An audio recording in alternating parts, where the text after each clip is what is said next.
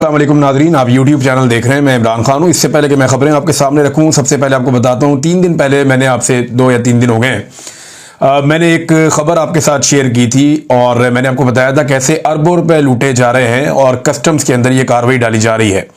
कैसे one window से वहाँ से डाटा फीड किया जाता है और गाड़ियाँ जो हैं वो इलीगल तरीके से, जो नॉन कस्टम गाड़ियाँ हैं, बड़ी कीमती लग्जरी गाड़ियां जिनके ऊपर 2 करोड़ से लेके 3 करोड़ 4 करोड़ 5 करोड़ तक भी बाज गाड़ियों के ऊपर ये कस्टम्स बनता है, ड्यूटी बनती है और ये खामोशी के साथ ऑक्शन में उनके नंबर फीड कर दिए जाते हैं, उनका डाटा फीड कर दिया जाता है।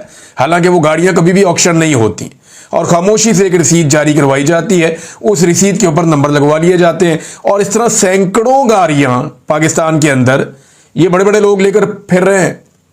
कोई खुद लेकर फिर रहा है, किसी ने पैसा कमा लिया है, तो ये अरबों रुपए का चूना पाकिस्तान की सरकार को लग गया है और ये पाकिस्तान के खजाने को एक्चुअली चूना लगा है, पाकिस्तान के आम आदमी को ये चूना लगाया गया है। लूटने के तो एक से एक नए तरीके ये लोग ढूंढते हैं।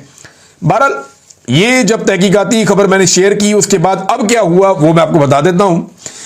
इसकी जो है वो इशू की इंसिडेंट रिपोर्ट पहले तैयार हो चुकी है और कल ये इसकी इंक्वायरी रिपोर्ट एक सामने आई है। ये मैं आपके सामने पेपर शेयर भी कर रहा हूं और इसके मुताबिक एक 24 और एक 31 ये मिलाकर बन जाती है 55 गाड़ियां लग्जरी, उनकी अभी तक पकड़ हो गई है। ये इब्तदाई तौर पे अभी तक जो चीजें सामने आई है, कुछ 34-35 दफ्तर हैं जहां पे ये जाली डाटा फीड हो सकता है और होता है। उनमें से सिर्फ एक दफ्तर से जो रिपोर्ट आई है, इब्तदाई रिपोर्ट में सिर्फ एक दफ्तर से 55 के करीब ऐसी गाड़ियों का डाटा पकड़ा गया जो गाड़ियां कभी भी ऑक्शन नहीं हुई, यानी 2 नंबर गाड़ियां पाकिस्तान में मंगवाई और उनकी ऑक्शन भी नहीं हुई और खामोशी से जाली डॉक्यूमेंट बनवा के कस्टम के उनको वहां से एक्साइज में दे के वहां से नंबर लगवा के गाड़ियां लीगल कर दी। तो अब तक 55 गाड़ियों का डाटा पकड़ा गया है और फौरी तौर पे जो ऑक्शन के मामला की जो फीडिंग है वो बंद कर दी गई है कि अब गाड़ियों के नंबर फीड ना किए जाए। अच्छी बात यह है कि सिस्टम को रोक दिया गया, इंक्वायरी खुल गई है। ये अरबों रुपए की करप्शन है जो अभी तक पकड़ी गई है, यानी ये जो गाड़ियां 55 पकड़ी गई हैं ये भी अरबों के मामला आते हैं। अभी सैकड़ों गाड़ियां मैंने आपको पहले बताया था, वो तफसीलात सामने आएंगी। ये पाकिस्तानी खजाने को नुकसान हो रहा था। अगला स्कैंडल इसी के साथ जुड़ा हुआ कंटेनर्स का, वो बहुत जल्दी मैं आपको दूंगा। पहले ये वाले स्कैंडल में जरा थोड़ा 1-2 दिन अभी और लगेंगे, सारी चीजें बाहर आ जाए, पता चल जाए किस किसने कितना माल खाया और कैसे किया।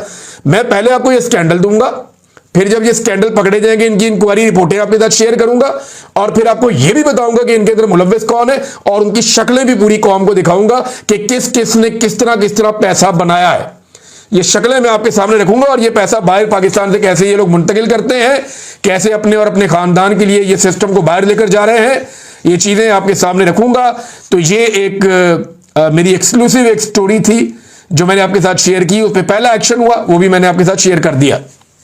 अब आए नाजरीन एक और चीज की तरफ। देखिए, नून लीग जो कहती है ना वो कभी करती नहीं। इन्होंने कौम को ट्रक की बत्ती के पीछे लगाया कि हम इनकलाबी बन गए, एक दफा नहीं 4-5 दफा लगाया, 4-5 दफा ये लेट गए।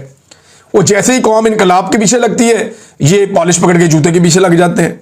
तो इन्होंने हमेशा पॉलिश पकड़ के, जूता पकड़ के ये इक्तदार के अंदर आ गए, किसी तरह भी तस्मों के साथ लटक लटक के। अब पहले नून लीग कहती थी, जो भी कहती है कायम नहीं रहते। ये पहले कहती थी बार बार इमरान खान को अपने बेटों को लेकर आओ, अपने बेटों को लेकर आओ, उनको तहरीक के अंदर शामिल करो। अगर आप पाकिस्तान के अंदर कोई तहरीक चलाना चाहते हो तो जरा ये मरियम नवाज का स्टेटमेंट सुने, आपको समझ आएगी कि ये लोग कैसे गिरगिट की तरह रंग बदलते हैं। ये सुने आप। तो अपने बच्चों को आपने लंदन में बिठाया हुआ है और कौम के बच्चों को आप कहते हैं कि ये जो लू के थपेड़े खाओ आकर। भाई अपने बच्चों को कहो ना कि आके लीड करें। कौम के बच्चों को जिनको आप सड़कों पे लाकर मार पड़वाना चाहते हो, मारना चाहते हो, उनकी फ्रंट लाइन पे अपने दोनों बेटों को खड़ा करो ताकि लोगों को पता चले कि आप किसी आजादी के लिए, इनकलाब के लिए मार्च कर रहे हो। ये मरियम नवाज के अल्फाज से और पूरी PMLN यही कहती थी। उसके बाद जो है हालात इतने बुरे हो गए कि इमरान खान साहब की पार्टी बार बार निकली, बात नहीं बनी। उनकी बीवी निकलती उसको भी अंदर कर दिया, उनकी बहनें निकलती उनको भी बार बार गिरफ्तार करते हैं। तो उनके बेटे भी तंग आ गए, उन्हें नजर आ गया पाकिस्तान में इंसाफ ही नहीं हो रहा। अब वो इंसानी हकूक की तंजीमों के पास जा रहे हैं, तो बरतानिया में भी मिल रहे हैं लोगों से। उन्होंने एक इंटरव्यू भी दिया है और राब्ते वाब्ते काफी अरसे से कर रहे हैं। बाज वकला के जो वकील आते हैं इमरान खान साहब के लिए आवाज उठाने के लिए, उसके पीछे भी इमरान खान साहब के बेटे होते हैं। बहुत सारे मामलात में उनके बेटे जो है अपने बाप की मदद करना चाहते हैं और वो कोई सियासत में नहीं है। वो सिर्फ अपने बाप की मदद करना चाहते हैं। कोई भी गैरतमंद बेटा होगा या कोई भी बेटा जिसको अपने बाप से प्यार होगा, उसका बाप मुश्किल में आएगा तो वो अपने बाप को बचाने की, निकालने की, छुड़ाने की कोशिश करेगा। और जब उसे पता होगा कि उसका बाप बेगुनाह है तो वो ज्यादा कोशिश करेगा। यही इमरान खान के बेटे कर रहे हैं, नॉर्मल चीज है, इसमें सियासत व्यासत कोई नहीं है। अब नून लीग हमेशा भाग जाती है ना। इन्होंने पहले कहा इमरान खान हुकूमत अपनी तोड़ दे, सूबाई हुकूमतें अपनी गिरा दे, असम्बलियां तोड़ दे, हम 3 महीने में इलेक्शन करवा देंगे। लेकिन फिर क्या हुआ, इमरान खान साहब ने जब असम्बलियां तोड़ दी तो पूरा साल इन्होंने इलेक्शन ही नहीं करवाया। ये बैठ गए मल मार के वहां पे खैबर पख्तूनख्वा में और पंजाब में कुर्सियों के ऊपर। यहां मोहसिन नकवी को बैठा दिया, उधर अपना बंदा बैठा दिया और लंबा चला दिया दोनों सूबाई हुकूमतों को। तो 1 साल इन्होंने, 1 साल से ज्यादा टाइम इन्होंने गुजार दिया। तो ये अपनी हर बात से मुकर जाते हैं। अब ये कहते थे इनकलाब अपने घर से शुरू होता है, और अब कह रहे हैं जनाब कि इमरान खान के बेटे क्यों आ रहे हैं, उन्हें हम गिरफ्तार कर लेंगे।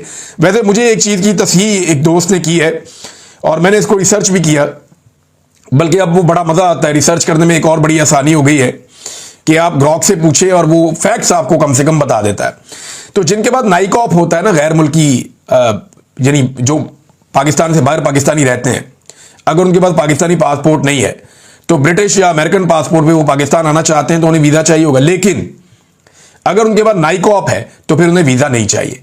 और मुबैना तौर पे इमरान खान साहब के बेटों के पास नाइकॉप है। अब देखते ही हैं कि ये हुकूमत इमरान खान के बेटों को पाकिस्तान आने देती है, नहीं आने देती, क्या करती है। अगर नाइकॉप आपका एक्सपायर नहीं है तो फिर आप ट्रेवल कर सकते हैं पाकिस्तान में विदाउट वीजा भी, क्योंकि फिर आप उस मुल्क के शहरी होते हैं कानूनी तौर पर। तो नाजरीन, कल ये इमरान खान के बेटों को बुलाते थे, आज ये इमरान खान के बेटों से घबराते हैं। मुझे तो समझ नहीं आती है चाह क्या रहे हैं। और इमरान खान के बेटों ने कौन सी सियासत करनी, सारी दुनिया ही जानती है। वो बेचारे अपने बाप को सपोर्ट करना चाहते हैं कि हमारे वालिद के साथ ज्यादती हो रही है, कोई भी बेटा होगा वो खड़ा हो जाएगा आकर। अब उनको ताने दे रहे हैं कि जनाब ये मौरूसियत है। यार मौरूसियत वो होती है जब इमरान खान वजीर आज़म पाकिस्तान था तब उसके बेटे पाकिस्तान में आते और आकर लोशे लेते। जैसे नवाज शरीफ और शहबाज शरीफ जैसे इक़्तिदार में आते हैं, इनका सारा टब्बर पाकिस्तान पहुंच जाता है, वरना उससे पहले ये पाकिस्तान में रहते ही नहीं है, पाकिस्तान से बाहर रहते हैं।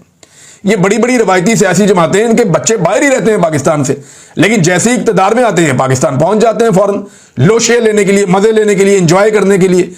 इक़्तिदार, प्रोटोकॉल, ये वो सब कुछ। ये मरियम नवाज के बच्चे, बाकी सारे बच्चे इधर उधर लटरम पटरम, ये पाकिस्तान से बाहर सारे रहते थे। ये पाकिस्तान कब आए? जब इन्होंने इक़्तिदार के मजे लेने थे। तो जब ये इक़्तिदार में आ जाते हैं तो सारे पाकिस्तान में आ जाते हैं, उससे पहले ये पाकिस्तान से बाहर ही रहते हैं। अब इमरान खान साहब के बेटे जो हैं उनकी ख्वाहिश के एन मुताबिक नून लीग की, जब उन्होंने कहा जी हम पाकिस्तान आएंगे तो अब इनके 14वां तबका रोशन रहेगा, जी वो क्यों आएंगे?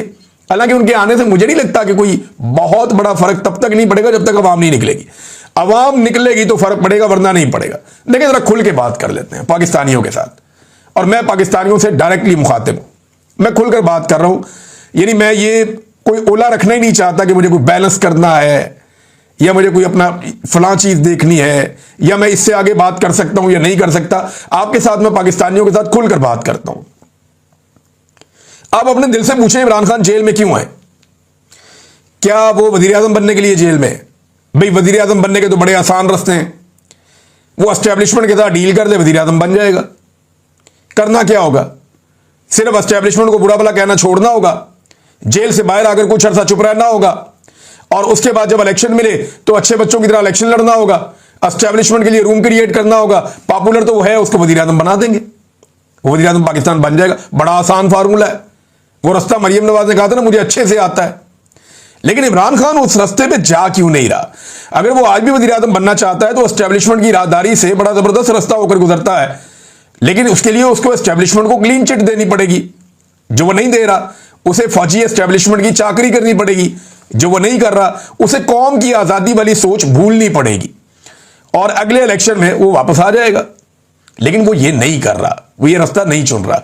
आप जरा सोचिए कि इमरान खान ये लड़ाई अपने लिए लड़ रहा है या पाकिस्तानियों के लिए लड़ रहा है? सोचिए जरा, सोचिए। इमरान खान ये सख्तियां अपने खानदान के लिए बर्दाश्त कर रहा है या अपनी कौम के लिए बर्दाश्त कर रहा है? सोचिए इसके बारे में। सोचिए क्या इमरान खान अपने खानदान को सियासत में उतारना चाहता है? क्या उसकी आने वाली नस्ल पाकिस्तान में सियासत करेगी? देखिए, अपने खानदान को तो उसने खुद अपने फैसलों से मुसीबत में डाला हुआ है। इस वक्त खानदान के लोग जो है बार बार गिरफ्तार हो जाते हैं, आधा खानदान भागा हुआ है। जो लोग मौजूद हैं खवातीन, वो भी गिरफ्तार हो जाती हैं। बीवी उसकी जेल के अंदर है, बेटे उसके अपने आप को मुश्किल में डाल के आएंगे, अगर आएंगे तो उनको पहले ही धमकियां लगाई जा रही हैं पाकिस्तानी हुकूमत की जानिब से कि आपको पकड़ लेंगे हम, या आपको बाजियाब करवाना पड़ेगा, आप गायब हो जाएंगे। और उसका भांजा भी जेल के अंदर है। यानी पूरा खानदान या तो तितर बितर है, भागा हुआ है, या बेचारे मुश्किलात काट रहे हैं, सब छुपते फिर रहे हैं, या वो जेलों के अंदर है। तो इमरान खान ने अपने खानदान को तो खुद ही मुसीबत के अंदर डाला हुआ है, तकलीफ में डाला हुआ है। आप किसी भी पहलू से सोच लें, इमरान खान ने अपना सारा कुछ दांव पे लगाया हुआ है, हत्ता कि उसने अपनी जिंदगी को भी दांव पे लगाया हुआ है। क्या इससे इमरान खान को कुछ मिल सकता है? नहीं। इमरान खान ने अपनी कौम के लिए किया।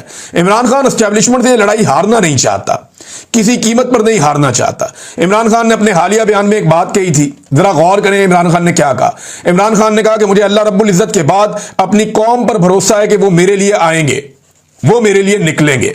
ये इमरान खान को पाकिस्तानियों के ऊपर भरोसा है। इमरान खान को लगता है कि पाकिस्तानी इमरान खान के लिए जरूर आएंगे। हम सारे पता क्या करते हैं, हम एक दूसरे की शक्ल देखते रहते हैं। हमें यह लगता है कि मैं घर में बैठ जाऊंगा और मेरे लिए कोई और इनकलाब लेकर आ जाएगा। अगर इमरान खान भी यही सोच लेता ना कि पाकिस्तान को कोई और ठीक कर लेगा, और तो ये कौम इतनी बाशऊर ना होती। आज इमरान खान ने यह फैसला किया कि नहीं, मैं अपना रोल प्ले करके जाऊंगा। इमरान खान अपनी कौम से वफा निभा रहा है। साफ साफ बात यह है। क्या इमरान खान की कौम उससे वफा निभा रही है?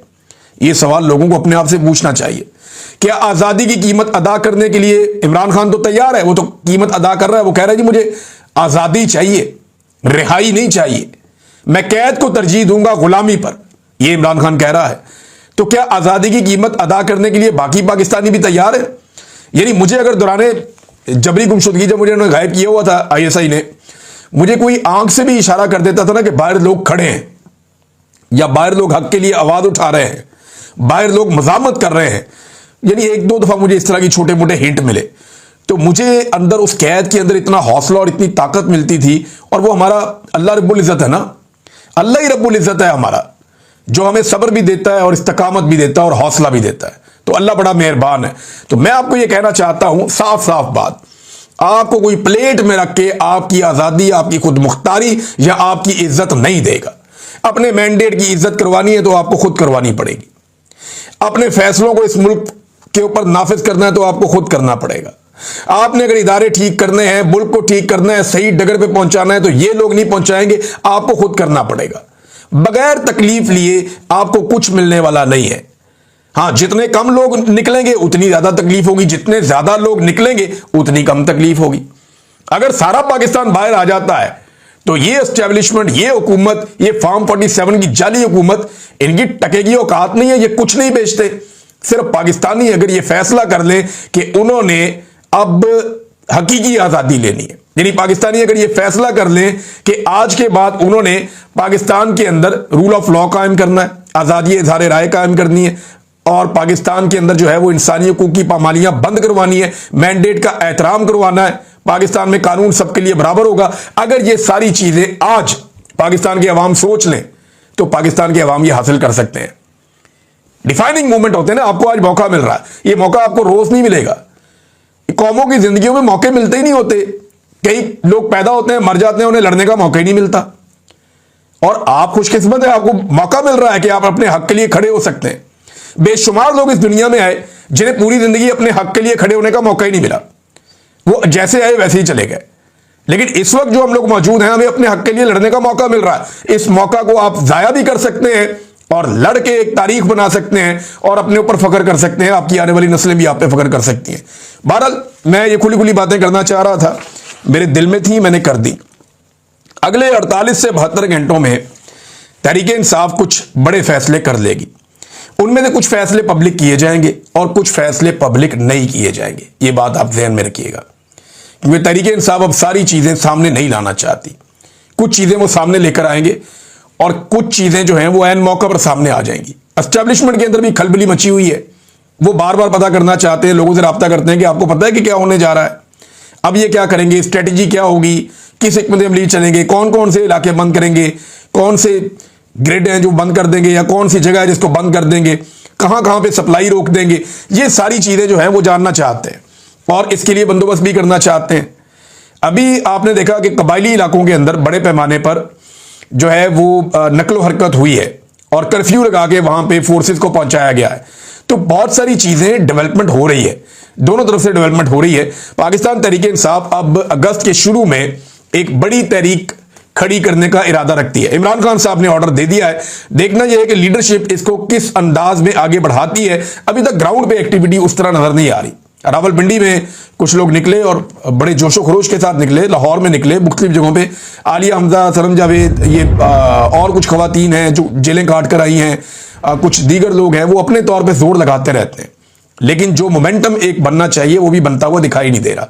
लेकिन जब मोमेंटम बनता है ना तो ये 4 दिन में बन जाता है, ये 4 दिन में 6 दिन में मोमेंटम बन जाता है जब बनना होता है, और ये बन सकता है। अगस्त के बाद इस हुकूमत के लिए मुश्किलात बढ़ सकती हैं और ये हुकूमत चाहेगी कि कम से कम ये वाली सर्दियां वो किसी तरह गुजार लें, उसके बाद फिर वो देखेंगे कि गर्मियों के बाद क्या करना है। लेकिन ये वाली सर्दियां हुकूमत के लिए बड़ी मुश्किलात लेकर आएंगी। नाज़रीन, इस साल भी पाकिस्तान में मायूसी इतनी ज्यादा है कि पहले 5 महीने में, जनवरी से लेकर मई तक, जनवरी, फरवरी, मार्च, अप्रैल, मई, इन 5 महीनों में 3.25 लाख से ज्यादा पाकिस्तानी पाकिस्तान छोड़ के चले गए।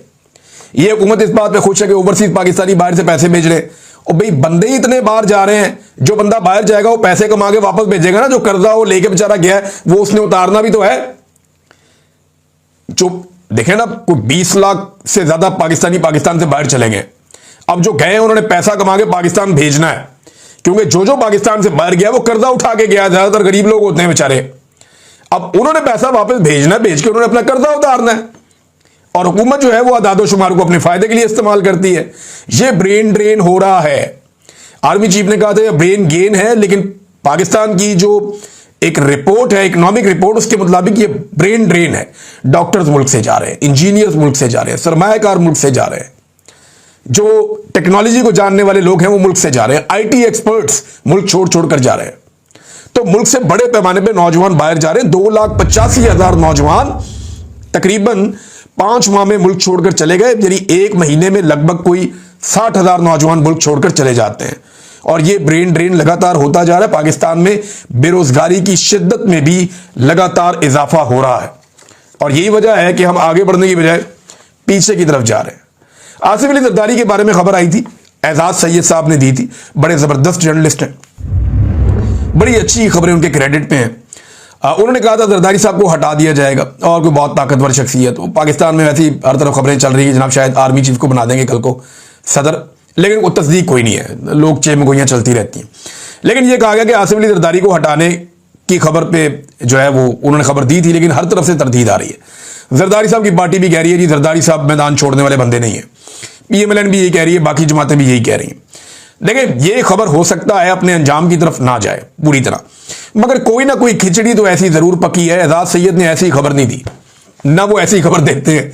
ये खिचड़ी पकी जरूर है, पकाने की कोशिश जरूर की गई होगी, लेकिन ये पकनी है या नहीं पकनी इसके बारे में भी कुछ नहीं कहा जा सकता। लेकिन जैसे पाकिस्तान में चीजें होती हैं ना, पाकिस्तान में किसी भी डेवलपमेंट को आप नजरअंदाज नहीं कर सकते किसी भी चीज को कि ये शायद कभी नहीं होना, तो ये आप नजरअंदाज नहीं कर सकते। नादरीन, अब बदकिस्मती से ये नौजवान पाकिस्तान के वजीर खारजा भी रहे हैं। माजी में इनकी इंटर्नशिप करवाई गई थी वजीर खारजा के तौर पे, और इनको ये एस्टेब्लिशमेंट देख रही है कि हमने इस बंदे को बहुत जल्दी है जनाब वजीर आज़म पाकिस्तान भी बनाना है। जरदारी साहब भी कह रहे हैं कि अपनी जिंदगी में वो बिलावल को वजीर आज़म बनता हुआ देखना चाहते हैं। एस्टेब्लिशमेंट की चॉइस कोई भी हो सकती है। एस्टेब्लिशमेंट ने तो वो काकड़ साहब को पकड़ के जो है वो बना दिया था वजीर आज़म पाकिस्तान, अंदाजा करें आप। और जो काकड़ साहब थे उनके काम आप चेक करें। ये ऑडिटर जनरल ऑफ पाकिस्तान की रिपोर्ट है। ये रिपोर्ट क्या कह रही है जरा ये देखें। वो ये कह रहे हैं कि 300 अरब की गंदम इंपोर्ट करने का फैसला, अब ये $1 अरब से ज्यादा की है, 300 अरब रुपए की गंदम इंपोर्ट करने का फैसला बदनीयती पर मबनी था। और ये ऑडिटर जनरल की रिपोर्ट है।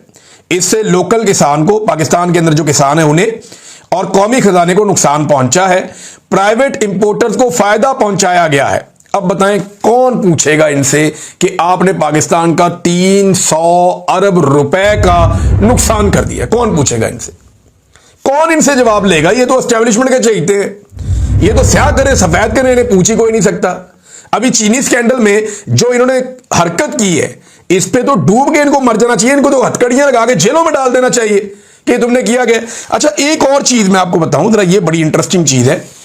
ह्यूमन राइट्स कमीशन ने मजम्मत की है हमारे 27 जो यूट्यूब चैनल्स हैं इनके ऊपर पाबंदी लगाने के हवाले से, और ये जो हुकूमत पाकिस्तान ने कार्रवाई डाली है इसके ऊपर उन्होंने मजम्मत की है ह्यूमन राइट्स कमीशन ने।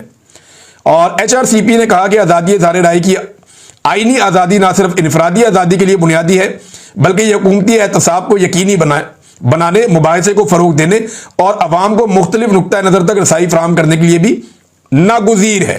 27 यूट्यूब चैनल पे हालिया अदालती पाबंदी पर गहरी तशवीश का इजहार किया, जिनके मालिकान के खिलाफ हुकूमत ने मुमकिना क्रिमिनल कार्रवाई का इंदिया दिया। अब इस पे आपका जो स्टेट मिनिस्टर है ना दाखिला का, वो क्या कह रहा है, जरा ये आप सुने।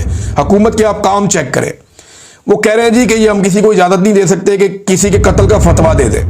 ये जो 27 चैनल है ना, इनमें से अगर किसी ने किसी के कत्ल का फतवा दिया है ना अपने चैनल पे बैठ के, तो लाओ दिखाओ कहां दिया है।